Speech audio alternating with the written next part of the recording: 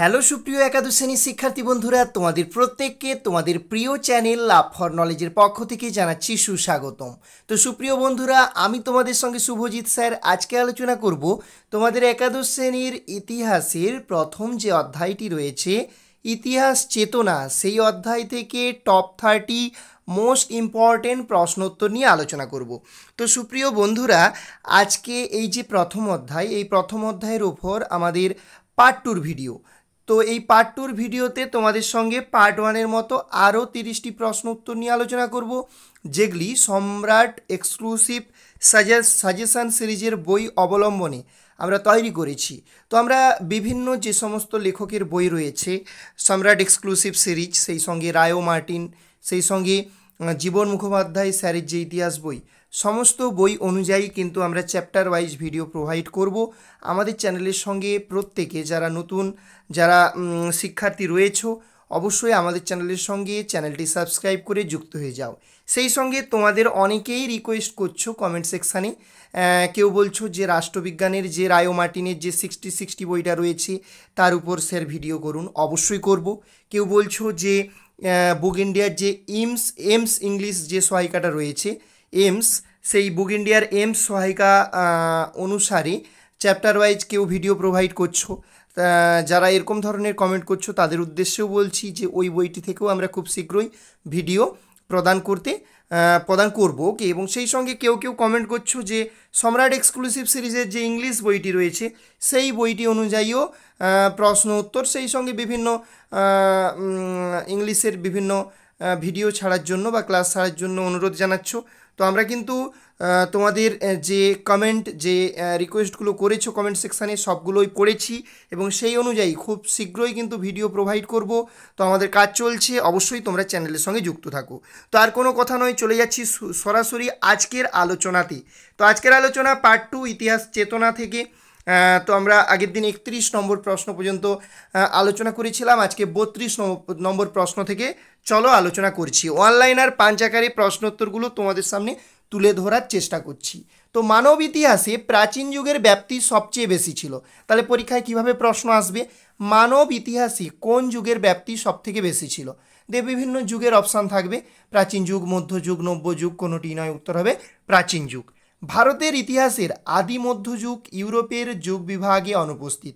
তাহলে ভারতের ইতিহাসের যে আদি মধ্যযুগ সেটা ইউরোপের যুগ বিভাগ যে ইতিহাসের, সেখানে কিন্তু অনুপস্থিত, সেখানে এটা নেই। মানব সংস্কৃতির প্রাচীনতম অধ্যায়ের নাম প্রাচীন প্রস্তর যুগ। তাহলে মানব সংস্কৃতির প্রাচীনতম অধ্যায়ের নাম কি? বিভিন্ন অপশান পাবে, যদি এমসিকিউ ফরম্যাটে প্রশ্নটি হয় তাহলে উত্তর হবে প্রাচীন প্রস্তর যুগ। প্রাগৈতিহাসিক যুগকে সাধারণত 3টি ভাগে ভাগ করা হয়, ঠিক আছে, তিনটি ভাগে ভাগ করা হয় যথা, তাহলে কি বলছে, প্রাগৈতিহাসিক যুগকে সাধারণত 3টি ভাগে ভাগ করা হয়। ওকে, তো যথা প্রাচীন প্রস্তর যুগ, মধ্যপ্রস্তর যুগ, নব্য প্রস্তর যুগ। এখানে না হয়ে গিয়েছিল, এটা হবে না। তাহলে প্রাগৈতিহাসিক যুগকে সাধারণত 3টি ভাগে ভাগ করা হয়, একটা হচ্ছে প্রাচীন প্রস্তর যুগ, একটা মধ্যপ্রস্তর যুগ, আর একটা হচ্ছে নব্য প্রস্তর যুগ। ঠিক আছে, তারপরে চলে যাচ্ছি ভারতের ইতিহাসের 1206 খ্রিস্টাব্দ থেকে 1757 খ্রিস্টাব্দর সময়কালকে মধ্যযুগ হিসেবে চিহ্নিত করা হয়। তো এই জায়গাটা একটু তোমাদেরকে সিকোয়েন্স অনুযায়ী সাজিয়ে দিচ্ছি, তাহলে তোমাদের সুবিধা হবে। তো প্রশ্নটা তোমরা 39 নম্বরের প্রশ্নটা সবার প্রথমে পড়বে, যে ভারতের ইতিহাসের খ্রিস্টপূর্ব যুগ থেকে 650 খ্রিস্টাব্দ পর্যন্ত সময়কালকে প্রাচীন যুগ হিসেবে ধরা হয়। তারপরে কোন প্রশ্নটা পড়বে? তারপরে তোমরা পড়বে 37 নম্বর প্রশ্নটা, ভারতের ইতিহাসের 650 খ্রিস্টাব্দ থেকে 1206 খ্রিস্টাব্দ পর্যন্ত সময়কালকে আদি মধ্যযুগ হিসেবে চিহ্নিত করা হয়। হলো, এরপরে তোমরা পড়বে 36 নম্বর প্রশ্নটা, ভারতের ইতিহাসের 1206 খ্রিস্টাব্দ থেকে 1757 খ্রিস্টাব্দ পর্যন্ত সময়কালকে মধ্যযুগ হিসেবে চিহ্নিত করা হয়। তারপর তোমরা পড়বে ভারতের ইতিহাসের 1757 খ্রিস্টাব্দ থেকে বর্তমান কাল পর্যন্ত সময়কালকে আধুনিক যুগ হিসেবে চিহ্নিত করা হয়। এভাবে পড়লে তুমি সিকোয়েন্স অনুযায়ী সালটা খুব সহজে মনে রাখতে পারবে। তাহলে প্রথমে 39 নম্বরটা পড়বে প্রশ্নটা, তারপর তুমি পড়বে 37 নম্বরটা, তারপর পড়বে 36 নম্বরটা, তারপর তুমি পড়বে 38 নম্বর প্রশ্নটা। বোঝাতে পারলাম? তো এইভাবে তোমরা পড়বে। আমারই সাজিয়ে দেওয়া উচিত ছিল, তো সেট আপের পর চোখে পড়েছে, তখন আর উলটপালট করিনি। যাই হোক, আমি জিনিসটা সিকোয়েন্স অনুযায়ী বলে দিলাম, এভাবে পড়বে, তাহলে মনে রাখতে তোমাদের সুবিধা হবে। ওকে, ইতিহাসের প্রাচীন যুগকে সাধারণত 3টি যুগে ভাগ করা হয় যথা, একটা হচ্ছে প্রাগৈতিহাসিক যুগ, একটা হচ্ছে প্রায় ঐতিহাসিক যুগ, আর একটা হচ্ছে ঐতিহাসিক যুগ। প্রাচীন প্রস্তর যুগে মানুষের প্রধান হাতিয়ার ছিল হাত কুঠার। খুব ইম্পর্টেন্ট প্রশ্ন, যে প্রাচীন প্রস্তর যুগে মানুষের প্রধান হাতিয়ার কি ছিল? উত্তর হবে হাত কুঠার। প্রাচীন প্রস্তর যুগে পাথরের হাতিয়ারের প্রধান বৈশিষ্ট্য ছিল বিশালত্ব ও বন্ধুরতা। ওকে, মধ্যপ্রস্তর যুগে পাথরের হাতিয়ারের প্রধান বৈশিষ্ট্য ছিল ক্ষুদ্রত্ব। মধ্যপ্রস্তর যুগকে ক্ষুদ্র পাথরের যুগ নামেও অভিহিত করা হয়। খুব ইম্পর্টেন্ট প্রশ্ন, মধ্যপ্রস্তর যুগকে অন্য কী নামে অভিহিত করা হয়? উত্তর হবে ক্ষুদ্র পাথরের যুগ নামে অভিহিত করা হয়। নব্য প্রস্তর যুগের অন্যতম বৈশিষ্ট্য হচ্ছে কৃষি পদ্ধতির আবিষ্কার। তাহলে নব্য প্রস্তর যুগের অন্যতম বৈশিষ্ট্য কি? কৃষি পদ্ধতির আবিষ্কার। নব্য প্রস্তর যুগে মানুষ শিখেছিল কি কি শিখেছিল? একটু পয়েন্টগুলো দেখে নাও। তাহলে নব্য প্রস্তর যুগের অন্যতম বৈশিষ্ট্য কৃষি পদ্ধতির আবিষ্কার। তারপর নব্য প্রস্তর যুগে মানুষ শিখেছিল কৃষি পদ্ধতি 1 নম্বর, কুমোরের চাকার সাহায্যে মৃৎপাত্রের নির্মাণ, আগুনের আবিষ্কার, তারপর হচ্ছে কাঁচা মাংসের বদলে আগুনে ঝলসানো মাংস ভক্ষণ। তাহলে তোমাকে হয়তো বলে দেবে যে নব্য প্রস্তর যুগে মানুষ কোনটা শিখেনি, তাহলে 4টা অপশনের মধ্যে 3টা সঠিক থাকবে, একটা ভুল থাকবে, তাহলে ভুলটাই তখন সঠিক হয়ে যাবে। আর এখানে আমি ওই জন্য পয়েন্টগুলো মেনশন করে দিলাম যে নব্য প্রস্তর যুগে মানুষ শিখেছিল কৃষি পদ্ধতি, কুমোরের চাকার সাহায্যে মৃৎপাত্রের যে নির্মাণ, মাটির পাত্রের নির্মাণ, আগুনের আবিষ্কার, কাঁচা মাংসের বদলে আগুনে ঝলসানো মাংস ভক্ষণ। ওকে, নব্যপ্রস্তর যুগে মানুষের জীবনযাত্রার আমূল পরিবর্তনকে নব্যপ্রস্তর যুগের বিপ্লব আখ্যা দিয়েছেন গর্ডন চাইল্ড। তাহলে কি বলছে? নব্যপ্রস্তর যুগে মানুষের জীবনযাত্রার আমূল পরিবর্তনকে নব্যপ্রস্তর যুগের বিপ্লব আখ্যা দিয়েছেন কে? Gordon Childe. নব্যপ্রস্তর যুগে পাথরের হাতিয়ারের প্রধান বৈশিষ্ট্য ছিল মসৃণতা এবং এখানে কি হবে? তীক্ষ্ণতা। এটা তীব্রতা নয়, এটা তীক্ষ্ণতা। মসৃণতা ও তীক্ষ্ণতা, এই জায়গাটা একটু কারেকশানের প্রয়োজন। আমি জাস্ট এই জায়গাটা লিখে দেওয়ার চেষ্টা করছি। তীক্ষ্ণতা, তীক্ষ্ণতা, তীক্ষ্ণতা, ঠিক আছে? তীক্ষ্ণতা, মসৃণতা ও তীক্ষ্ণতা। ওকে, তারপরে মোস্ট ইম্পর্টেন্ট প্রশ্ন, on the origin of species গ্রন্থের রচয়িতা হলেন কি? খুব ইম্পর্টেন্ট প্রশ্ন, উত্তর হবে চার্লস ডারউইন হচ্ছেন on the origin of species গ্রন্থের রচয়িতা বা লেখক। খুব ইম্পর্টেন্ট প্রশ্ন। যোগ্যোত্তমের উদ্বর্তন তত্ত্বকার চার্লস ডারউইন এই তত্ত্বটি প্রচার করেছিলেন। যোগ্য ব্যক্তির উদ্বর্তন হবে, যোগ্যোত্তমের উদ্বর্তন। ওকে, প্রাগ ইতিহাস শব্দটি পল তুর্নাল প্রথম ব্যবহার করেন। তাহলে প্রাগ ইতিহাস শব্দটি প্রথম কে ব্যবহার করেছিলেন? পল তুর্নাল। ওকে, ফরাসি প্রত্নতত্ত্ববিদ পল তুর্নাল প্রাগ ইতিহাস কথাটি 1833 খ্রিস্টাব্দে প্রথম ব্যবহার করেন। তাহলে তিনি এই যে প্রাগ ইতিহাস এই কথাটি 1833 খ্রিস্টাব্দে প্রথম ব্যবহার করেছিলেন এবং তিনি ছিলেন ফরাসি প্রত্নতত্ত্ববিদ। ইংরাজিতে প্রিহিস্ট্রি কথাটি প্রথম ড্যানিয়েল উইলসন ব্যবহার করেন। কত সালে?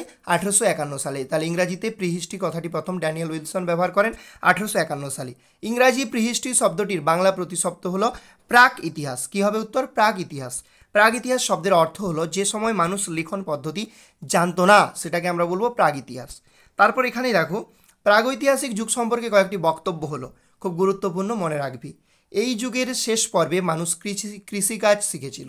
তাহলে প্রাগৈতিহাসিক যুগের শেষ পর্বে মানুষ কৃষিকাজ শিখেছিল। এই যুগের শেষ পর্বে সভ্যতার বিকাশ ঘটেছিল। এই সুদীর্ঘ কালপর্বকে 3টি পর্যায়ে বিভক্ত করে আলোচনা করা হয়।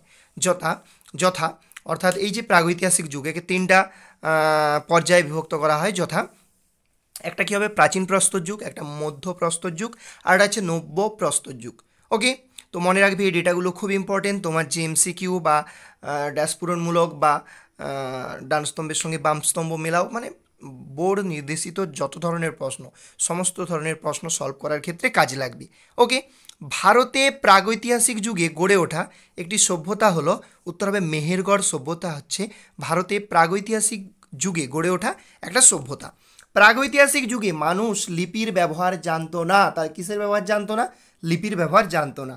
ডাইনোসর জাতীয় অতিকায় প্রাণীর আবির্ভাব ঘটেছিল কোন যুগে? প্রাগৈতিহাসিক যুগে ডাইনোসর জাতীয় অতিকায় প্রাণীর আবির্ভাব ঘটেছিল। প্রাগৈতিহাসিক যুগ এবং ঐতিহাসিক যুগের মধ্যবর্তী কালপর্ব প্রায় ঐতিহাসিক যুগ নামে পরিচিত। তাহলে প্রাগৈতিহাসিক যুগ এবং ঐতিহাসিক যুগের মধ্যবর্তী কালপর্ব প্রায় ঐতিহাসিক যুগ নামে পরিচিত। ইংরাজি প্রোটোহিস্ট্রি শব্দটির বাংলা প্রতিশব্দ হচ্ছে প্রায় ইতিহাস। ওকে, প্রায় ইতিহাস বলতে বোঝায় যে সময় মানুষ লিখন পদ্ধতি জানতো কিন্তু তা পাঠোদ্ধার করা যায়নি।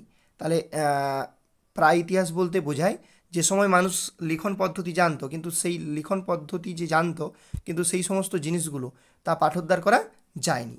তো সুপ্রিয় শিক্ষার্থী বন্ধুরা, এই ছিল আজকের আলোচনা। আজকের আলোচনাতে তোমাদের সঙ্গে আলোচনা করলাম তোমাদের একাদশ শ্রেণীর ইতিহাসের সেমিস্টার 1-এর জন্য যে প্রথম অধ্যায় ইতিহাস চেতনা, সেখান থেকে মোস্ট ইম্পর্টেন্ট 30টি ওয়ান লাইনার প্রশ্ন উত্তর নিয়ে। তো আশা করি আজকের আলোচনা তোমাদের ভালো লাগলো। যদি ভালো লাগে অবশ্যই একটি লাইক করো, সেই সঙ্গে তোমার প্রিয় বন্ধুবান্ধবীদের সঙ্গে ভিডিওটি বেশি বেশি করে শেয়ার করে দাও এবং কমেন্ট সেকশনে কমেন্ট করে জানাও তোমার কোন টপিকের উপর ভিডিও প্রয়োজন।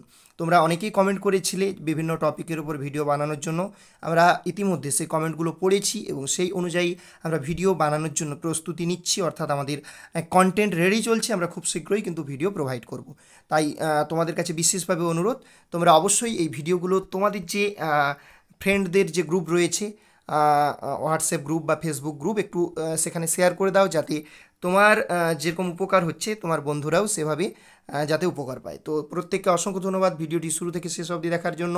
দেখা হবে পরের ভিডিওতে। জয় হিন্দ, জয় ভারত।